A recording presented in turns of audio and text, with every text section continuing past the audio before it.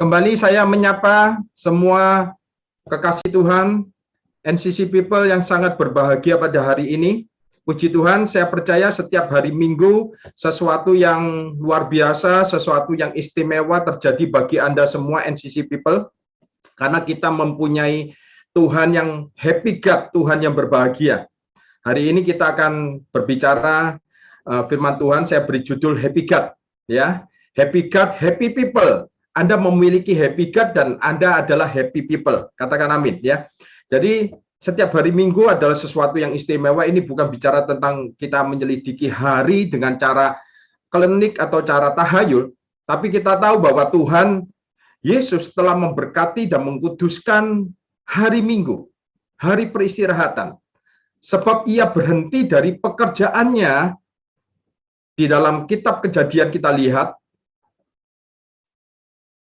di Kejadian pasal 2 ayat 3, lalu Elohim memberkati, kata memberkati ada di sana. Pertama kali muncul di dalam Alkitab. Lalu Elohim memberkati hari ketujuh itu dan menguduskannya. Karena pada hari itu ia berhenti dari segala pekerjaannya. Penciptaan yang telah dibuatnya.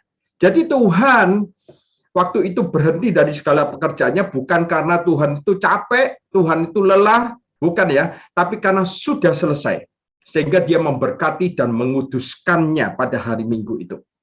Nah, dan kita harus tahu, Tuhan kita bangkit dari kematiannya juga pada hari Minggu. Bukan hanya dari hari kebaktiannya di hari Minggu, seperti tadi Heru mengatakan bahwa dia muncul untuk memperlihatkan dirinya kepada murid-muridnya, ya. Ketika murid-muridnya dari perjalanan Yerusalem ke Emmaus, dia mendekati murid-muridnya waktu itu, tapi murid-muridnya tidak mengenal dia. Murid-muridnya tidak mengenal dia. Itu pada hari Minggu juga, ya. Yesus menemui muridnya pada hari Minggu dari minggu ke minggu.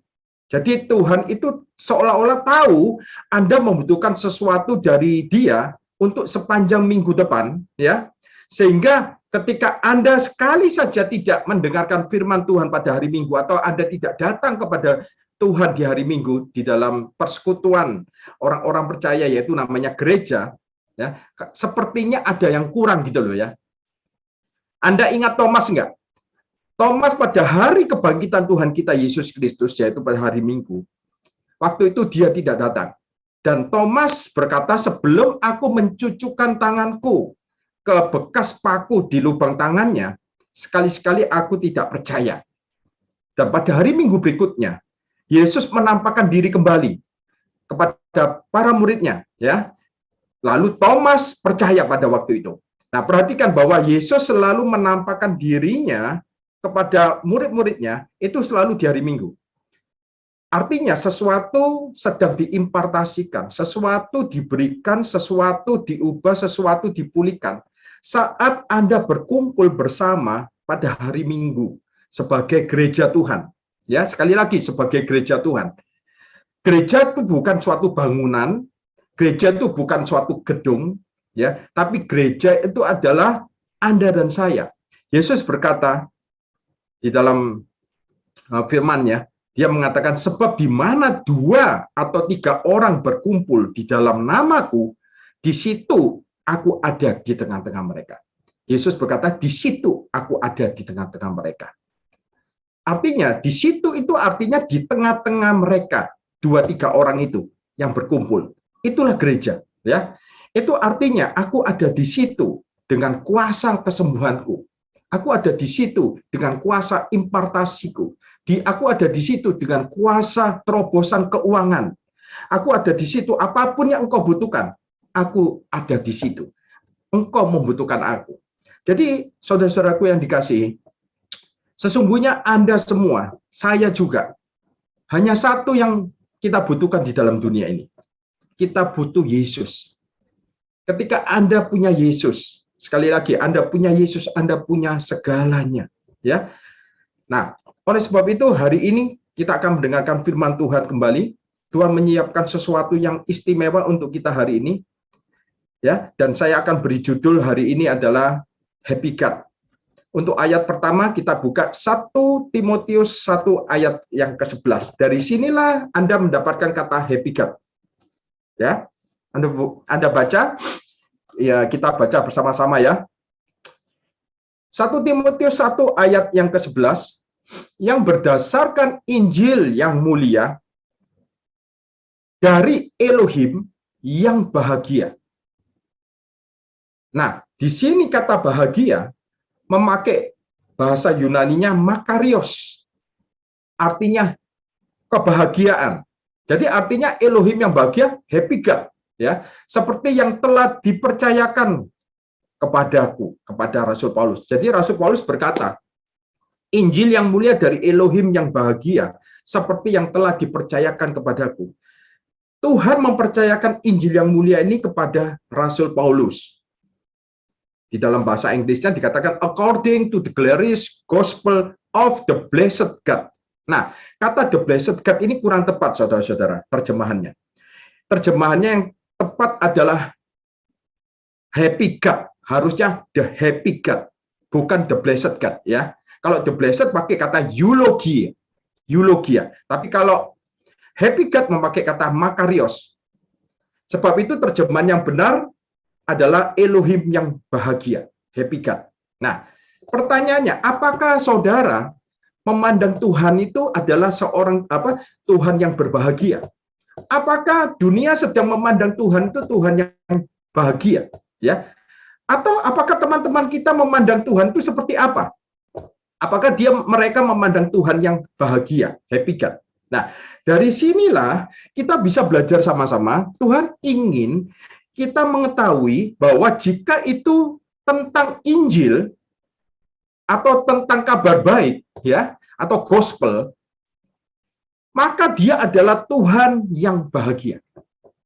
Itulah alasan mengapa saya sangat percaya kepada Injil dan menyerukan Injil yang mulia ini dimanapun Tuhan menempatkan pelayanan saya.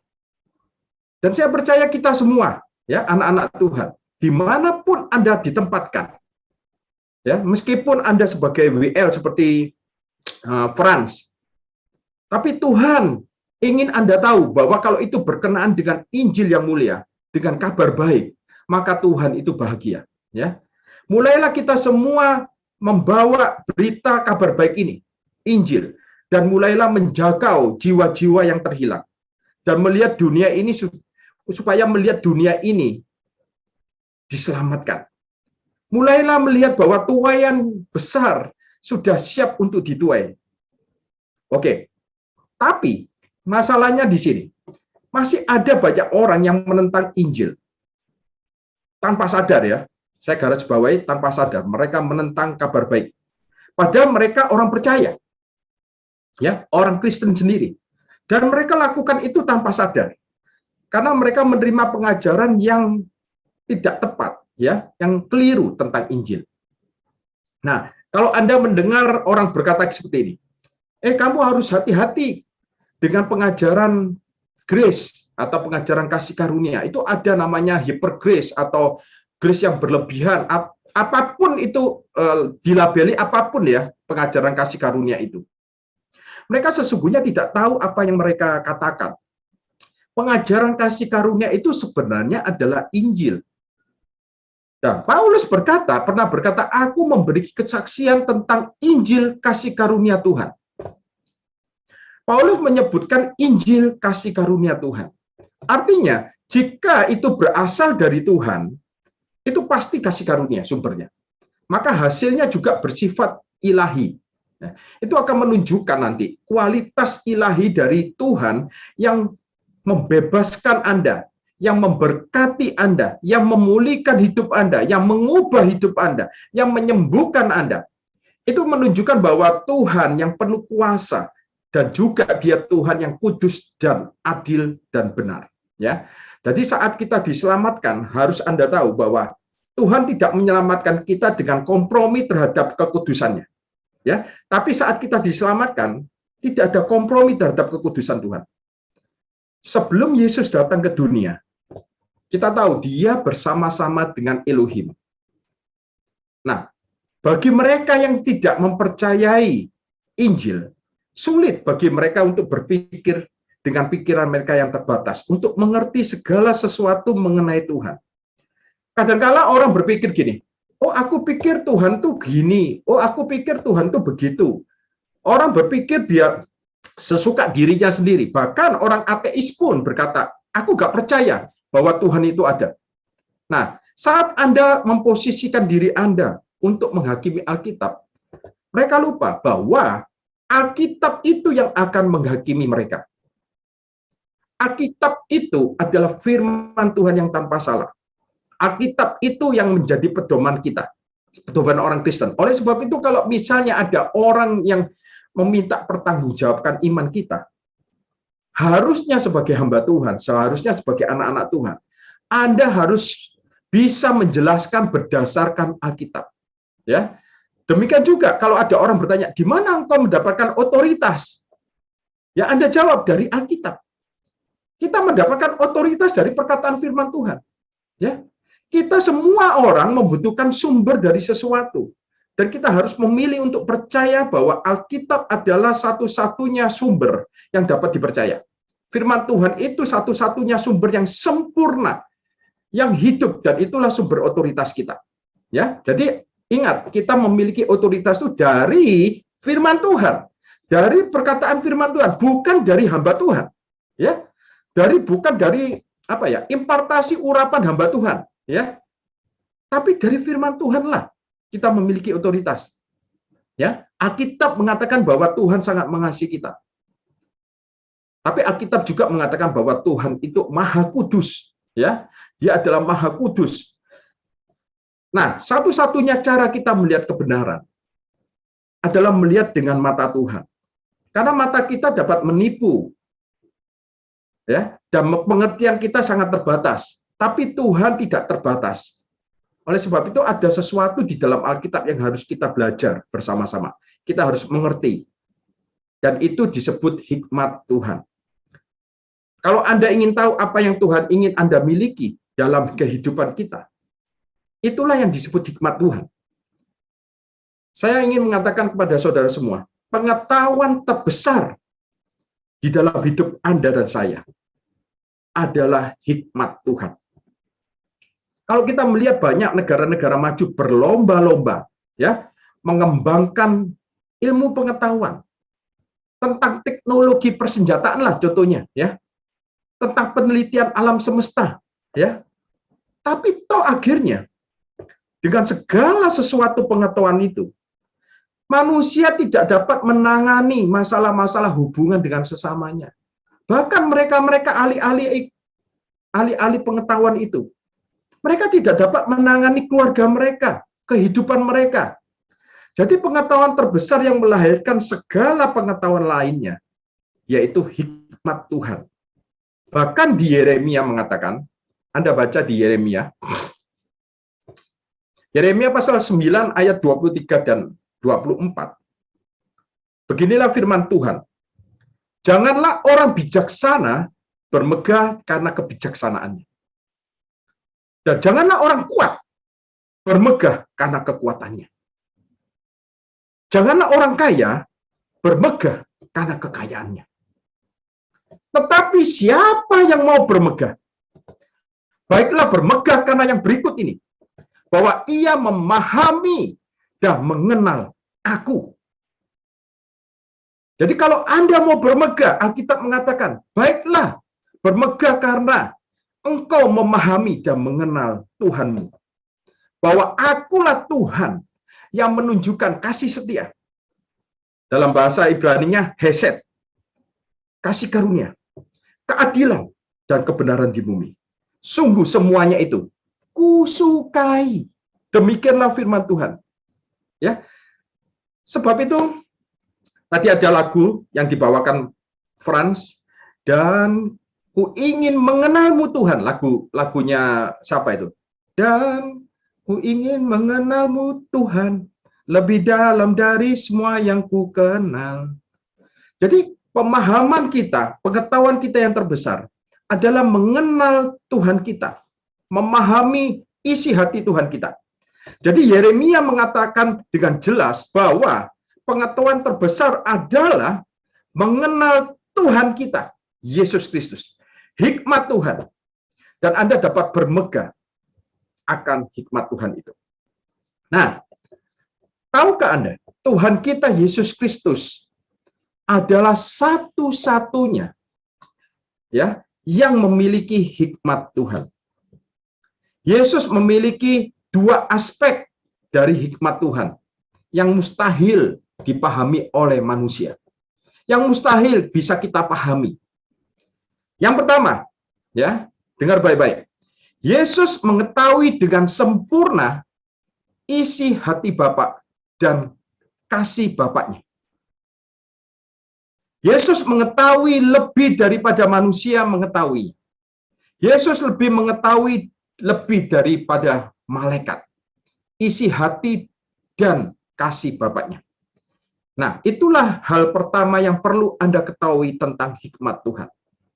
Dan yang kedua, Yesus adalah satu-satunya yang mengetahui dengan sempurna kebenaran Tuhan dan betapa besarnya kedurhakaan kita terhadap Tuhan. Saya ulangi, Yesus adalah satu-satunya yang mengetahui dengan sempurna kebenaran Tuhan dan betapa besarnya kedurhakaan manusia terhadap Tuhan. Nah, kita mengetahui bahwa kita durhaka kepada Tuhan, tetapi kita tidak mengetahui sebagaimana Yesus mengetahui. Karena pikiran kita akan kebenaran Tuhan dan tuntutan Tuhan begitu sangat rendah. Sehingga kita bisa mengukur kebenaran Tuhan itu berdasarkan hanya pikiran kita. Berdasarkan apa yang kita dengar dari pikiran orang lain yang mengajar kepada kita. Namun, kebenaran Tuhan haruslah Anda ukur dengan Tuhan. Katakan levelnya Tuhan. Ya. Nah, Yesus ingin dunia tahu bahwa Elohim adalah Tuhan yang mengasihi mereka, tapi di sisi lain dia juga ingin tahu bahwa Elohim memiliki kebenaran yang harus dipenuhi. Dan manusia telah durhaka kepada Tuhan. Kita semua manusia telah jatuh di dalam dosa. Kita telah durhaka kepada Tuhan karena berdosa.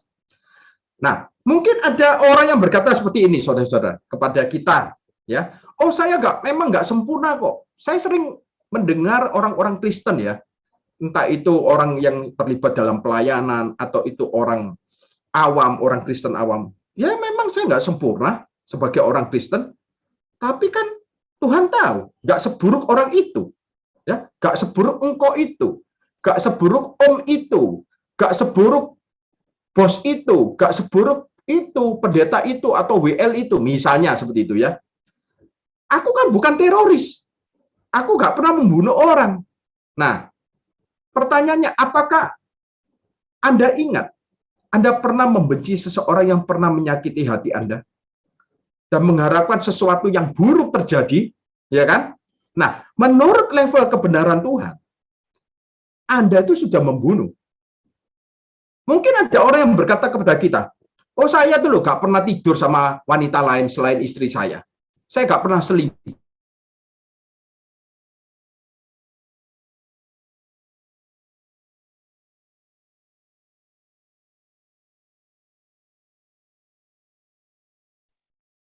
Nge-freeze ya Pak Yanuar ya?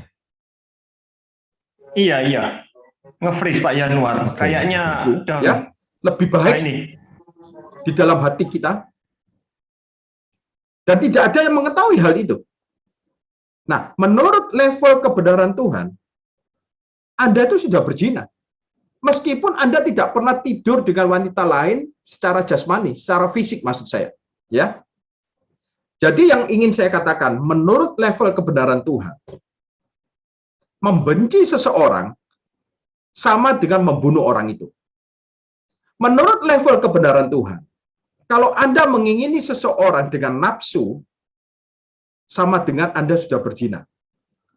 Itulah alasan mengapa Yesus berkhotbah di atas bukit. Sehingga kita semua menyadari ketidakmampuan saudara. Dan bisa melihat kebutuhan kita akan penebusan, akan juru selamat, dan berhenti untuk mencoba menyelamatkan diri kita sendiri. Nah, sulit bagi kita manusia bahkan dalam hal pengampunan. Karena manusia merasa dosanya sedikit. Oh enggak kok, aku dosanya enggak terlalu banyak seperti orang itu kok. Sedikit aku kok. Makanya kok Anda sedikit diampuni. Itu sebabnya Tuhan Yesus berkata, mereka yang diampuni sedikit, mereka juga mengasihi sedikit.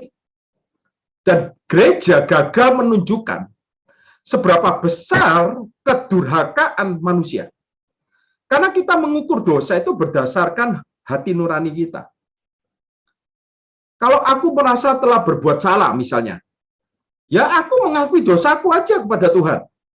Nah, tapi kita tanpa sadar, kita bahkan mengaku dosa kita berdasarkan apa yang kita ketahui saja, apa yang kita ingat.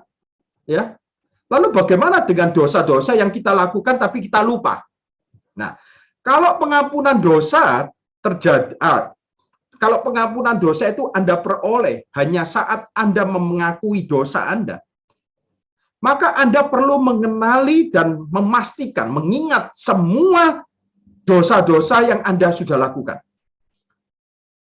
Anda harus pastikan itu, ya. Kalau pengampunan itu berdasarkan pengakuan dosa Anda. Nah, disinilah letaknya. Apakah nurani Anda dapat menjadikan penunjuk yang tepat? Tentu tidak, ya. Itu bukan penunjuk yang sempurna. Karena apa? Karena nurani Anda bergantung kepada apa yang telah Anda dengar, apa yang Anda ketahui, dan Anda adalah sangat terbatas, ya. Nah, kemudian saya ada pertanyaan. Kadangkala saya bertanya, mengapa di Perjanjian Lama Anda tahu tentang korban penghapus salah? Alkitab berkata, apabila satu orang berbuat dosa tanpa disengaja, ya, tanpa disengaja, maka orang itu harus membawa korban penghapus dosa. Dia harus mempersembahkan korban bakaran, korban penghapus dosa. Di masa itu, darah untuk penebusan dosa. Pertanyaannya, kalau orang itu tidak dengan sengaja berbuat dosa, bagaimana orang itu bisa tahu kalau dia itu sedang berdosa? Ya kan? Nah, itu dosa yang tidak disengaja. Pertanyaannya, saya sering bertanya seperti itu, saudara-saudara. Nah, Tuhan menunjukkan tentang kisah Daud ini. Anda dengar ya, kisah Daud ini. Ada satu waktu di dalam hidup Daud, di mana saat itu terjadi 7 tahun masa kelaparan di Israel. Nah, Daud waktu itu tidak memahami mengapa itu terjadi. Ya, masa kelaparan selama 7 tahun. Jadi Daud bertanya kepada Tuhan. Dan ini adalah sesuatu yang baik, saudara-saudara. Ya, Daud bertanya kepada Tuhan, ada apa ini Tuhan? Ya, dan Tuhan berkata, ini karena darah dari rumah Raja Saul. Rumah Raja Saul telah menumpahkan darah. Hal ini hanya bisa ditebus oleh kematian seseorang. Jadi Daud berkata, siapakah orang itu? Nah, ingat, pada saat itu Raja Daud hidup di bawah hukum Taurat, ya, bersama orang-orang Israel lainnya, ya. Itu terjadi di bawah hukum Taurat, di mana semuanya sudah ditetapkan. Semua tuntutan persyaratan harus dipenuhi. Semua kejahatan harus diadili. Itulah hukum Taurat. Dan saat itu Daud ada di bawah hukum Taurat. Jadi Daud baru sadar bahwa itu adalah para anak-anak laki dari Raja Saul. Jadi Daud menangkap mereka dan mereka dibunuh sama Daud. Setelah itu mereka dibunuh, mereka digantung. Nah, mungkin kita tidak mengerti alasan mengapa mereka setelah dibunuh, kemudian mereka digantung. Jadi ingat, mereka bukan mati digantung. Mereka dibunuh dulu, kemudian mereka digantung. Mereka digantung di atas kayu. Di atas pohon, di atas pohon. Mereka tidak digantung hidup-hidup. Ya. Lalu setelah mereka digantung, maka hujan mulai turun. Ya. Selama 7 tahun tidak ada hujan. Jadi negeri itu telah ditebus. Nah, saya akan menjelaskan semuanya ini. Di sini ada gambaran Yesus. bagi Yesus untuk mencurahkan atau menumpahkan darahnya adalah cukup untuk membasuh dosa-dosa kita. Katakan amin, ya. Jika Yesus tidak mati di kayu salib lah, ya. Katakan saja Yesus itu mati dirajam batu atau dilempari batu. Darahnya toh juga akan tercurah untuk membasuh dosa-dosa kita. Ya. Nah, hal yang dibutuhkan untuk penebusan dosa kita adalah penumpahan darah. Karena di Alkitab, di kitab Yakobus dikatakan, di kitab Ibrani dikatakan tanpa penumpahan darah tidak ada pengampunan dosa. Nah, jika memang begitu, kenapa Tuhan kita ya harus mati dengan cara digantung di atas kayu salib? Karena mati di atas kayu salib sesuatu yang tidak normal untuk hukuman orang Yahudi saat itu. Yang biasanya orang Yahudi kalau dihukum itu hukumannya adalah dilempari atau dirajam oleh batu, dengan batu, seperti Stefanus, ya. Jadi kenapa Yesus mati dengan cara digantung di atas kayu salib? Nah, kita lihat di Galatia pasal 3 ayat 13. Kita mau melihat Galatia pasal 3 ayat 13. Demikianlah firman Tuhan, Kristus telah menebus kita dari kutuk hukum Taurat dengan jalan menjadi kutuk. Katakan, menjadi kutuk. Jadi Yesus bukan hanya menanggung kutuk, tapi dia menjadi kutuk. Karena kita. Sebab ada tertulis, terkutuklah orang yang digantung pada kayu salib. Jadi kutipan ini, Anda tahu diambil dari kitab Ulangan ya.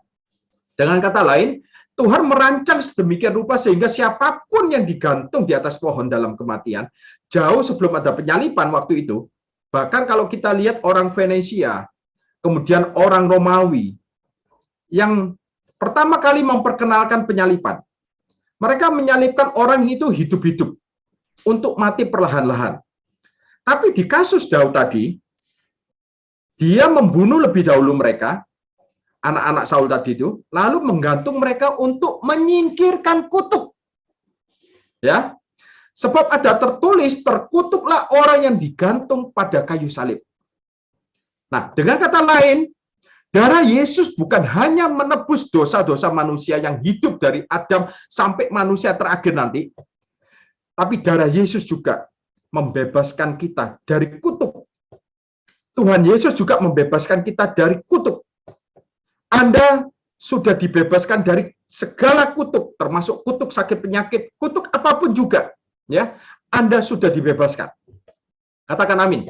Jadi kutuk itu nyata, saudara-saudara. Kutuk itu nyata. Tapi berkat itu lebih nyata dalam hidup orang-orang benar. Katakan, berkat lebih nyata daripada kutuk bagi orang-orang benar. Anda bisa melihat berkat dari satu generasi kepada generasi yang selanjutnya. Ya, generasi orang benar. Jadi Anda adalah orang-orang yang sangat diberkati dan Anda sudah tidak ada di bawah kutuk hukum Taurat. Kita sudah ditebus dari kutuk hukum Taurat. Nah, bagaimana cara Yesus membebaskan kita dari kutuk? Dengan naik ke atas kayu salib. Jadi kalau dia hanya menumpahkan darahnya, itu untuk apa? Pengampunan dosa.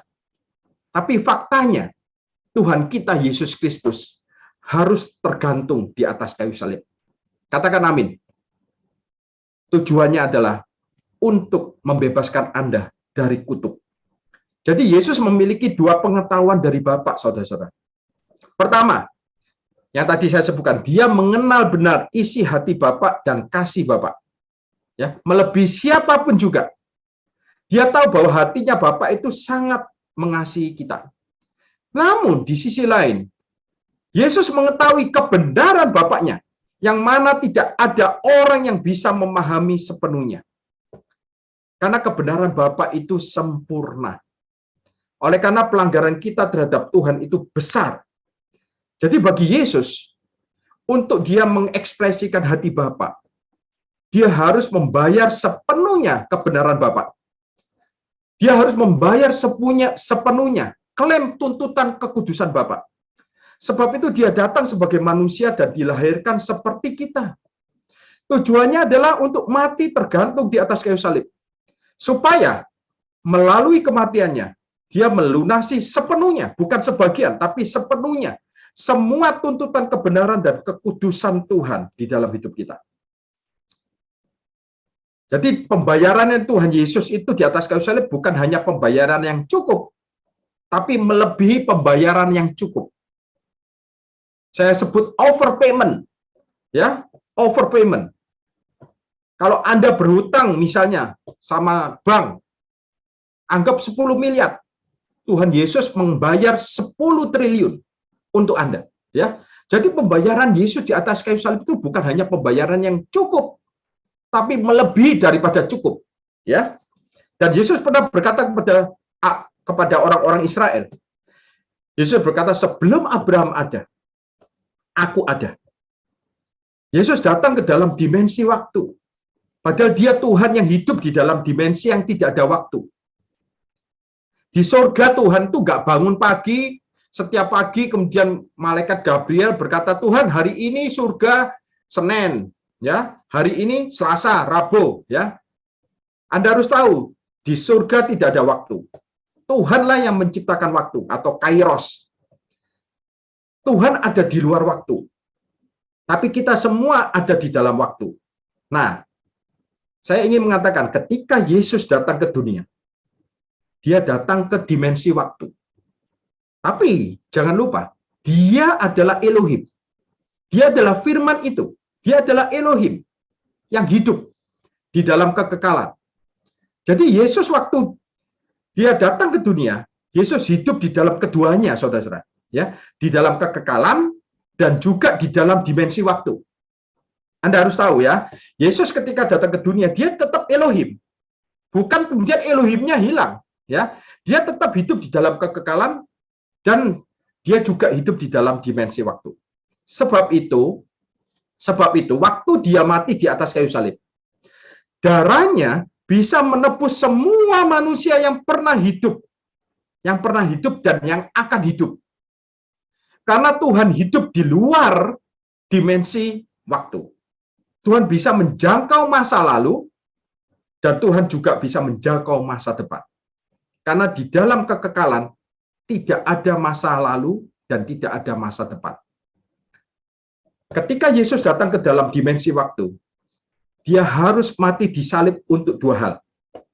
Pertama, dia ingin memenuhi sepenuhnya, bukan sebagian, sepenuhnya, semua kebenaran Elohim dan memuaskan murka Elohim karena semua dosa-dosa kita. Jadi Bapa mengutus dia untuk tujuan ini. Di atas kayu salib, dia sekali lagi mengekspresikan hati Bapa yang penuh kasih, bahwa Bapa surgawi itu sesungguhnya tidak ingin menghukum kita. Dia karena mengasihi kita. Itu sebabnya di atas kayu salib, semua tuntutan, semua klaim Elohim atas diri kita dipenuhi oleh Yesus sepenuhnya. Dan ada satu hal yang tidak bisa saya pahami. Untuk terakhir kalinya saya pernah baca tentang perjamuan makan yang Yesus lakukan di depan murid-muridnya sebelum dia dikhianati oleh Yudas Iskariot. Nah, ketika itu Yudas ada di sana dan Yesus berkata, dia yang akan menyerahkan aku akan mengambil roti. Dia hanya mengatakan itu kepada Yohanes, sehingga hanya Yohanes yang tahu. Lalu Yohanes melihat Yudas mengambil roti. Mari kita baca di Yohanes 13 ayat 30. Yohanes 13 ayat 30. Yudas menerima roti itu, lalu segera pergi. Pada waktu itu hari sudah malam. Dan Yudas ada di dalam, masuk di dalam kegelapan waktu itu. Ayat 31. Sesudah Yudas pergi, berkatalah Yesus, sekarang anak manusia dipermuliakan. Dan Elohim dipermuliakan di dalam dia, di dalam Yesus. Nah, saya nggak pernah memahami hal ini. Apa hubungannya Yesus tahu Yudas pergi waktu itu? Yesus tahu Yudas pergi kemana saat itu? Yesus tahu bahwa dia akan dikhianati oleh Yudas. Yudas akan menyerahkan Yesus kepada para imam untuk 30 keping perak. Yesus tahu apa yang akan terjadi kepada dirinya. Toh demikian, Yesus tetap berkata, sekarang anak manusia dipermuliakan. Elohim dipermuliakan di dalam dia. Nah, Anda harus tahu kata-kata ini, ya, kata-kata ini Yesus sedang berbicara tentang salib. Di atas salib, Yesus menegakkan sepenuhnya kebenaran dan kekudusan Bapaknya. Dia melunasi semua klaim, tuntutan kebenaran kekudusan Bapaknya yang Maha Kudus atas kehidupan kita. Dia telah membayar semuanya. Dia melunasi semuanya. Jadi dia bukan hanya sekedar membayar yang cukup, tapi membayar yang lebih. Kalau Anda tahu siapa pribadi Yesus Kristus yang mati di atas kayu salib itu, ya, Anda bisa melihat kasihnya, Anda bisa melihat bagaimana mulianya hatinya, ya. Tuhan dimuliakan. Ini adalah Injil yang mulia dari Happy God, dan Tuhan sangat dibahagiakan ketika kita memberitakan Yesus, anaknya yang dikasihi itu, ya. Bapa dimuliakan di dalam anaknya. Kan dikatakan sekarang anak manusia dipermuliakan dan Elohim dipermuliakan di dalam dia.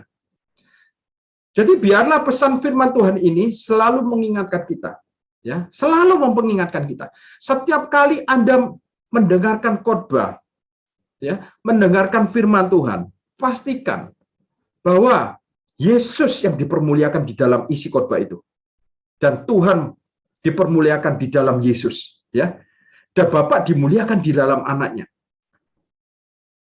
Dan Yesus juga menggenapi hukum Taurat. Bagi kita yang percaya bahwa kita sekarang tidak di bawah hukum Taurat, ya. Nah, pertanyaannya, apakah Yesus sudah menghancurkan hukum Taurat? Apakah Yesus meniadakan hukum Taurat? Hah? Sehingga kita tidak lagi di bawah hukum Taurat? Tidak, saudara-saudara. Yesus tidak pernah menghancurkan hukum Taurat. Tapi dia menggenapi hukum Taurat, ya. Tapi ada pertanyaan, mengapa kamu mengajarkan bahwa kita sekarang anak-anak Tuhan, orang-orang Kristen tidak ada di bawah hukum Taurat, tapi di bawah kasih karunia? Kenapa kamu berkata seperti itu? Kenapa kamu mengajarkan kepada tubuh Kristus seperti itu, kepada gereja seperti itu? Bukan kita yang mengajarkan itu, bukan saya yang mengajarkan itu. Kita lihat Roma pasal 6 ayat 14.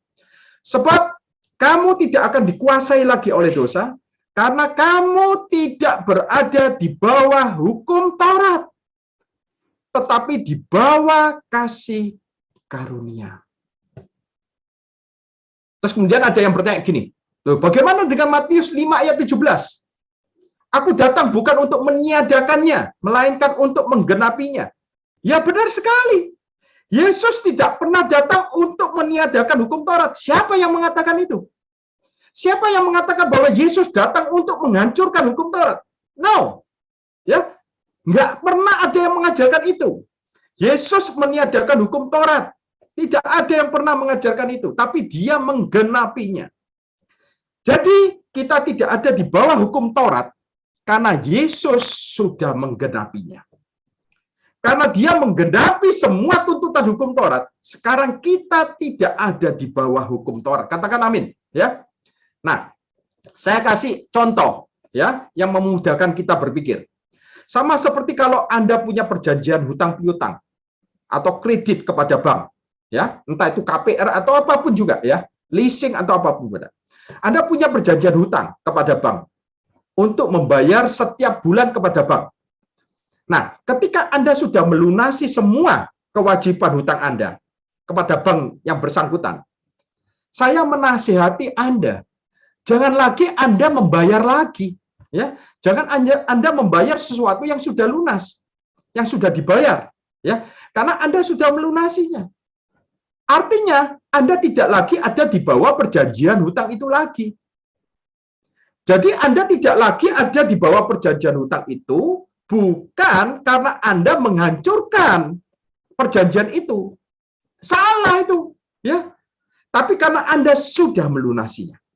Nah, di atas kayu salib, hukum Taurat tuntutannya sudah digenapi sempurna, sepenuhnya. Hukum Taurat itu bukanlah hatinya Tuhan.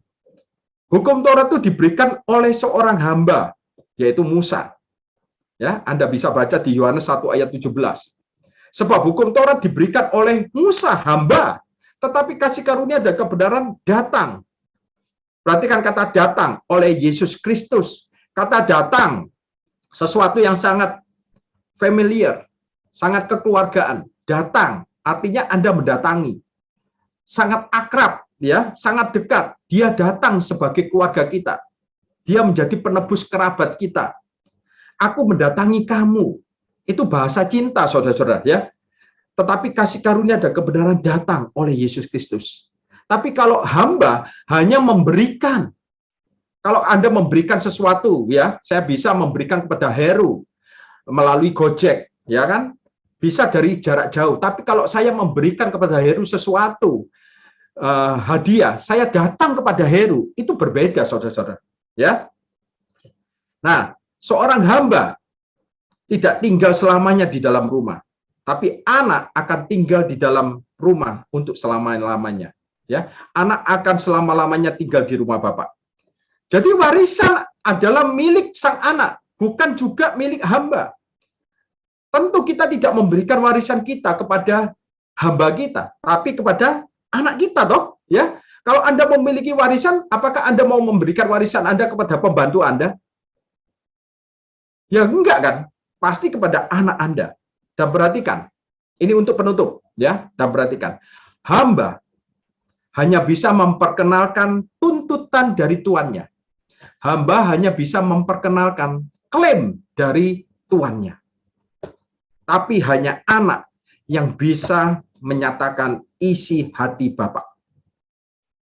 Hamba hanya bisa menunjukkan, ya, atau memperkenalkan tuntutan-tuntutan atau klaim dari sang tuan.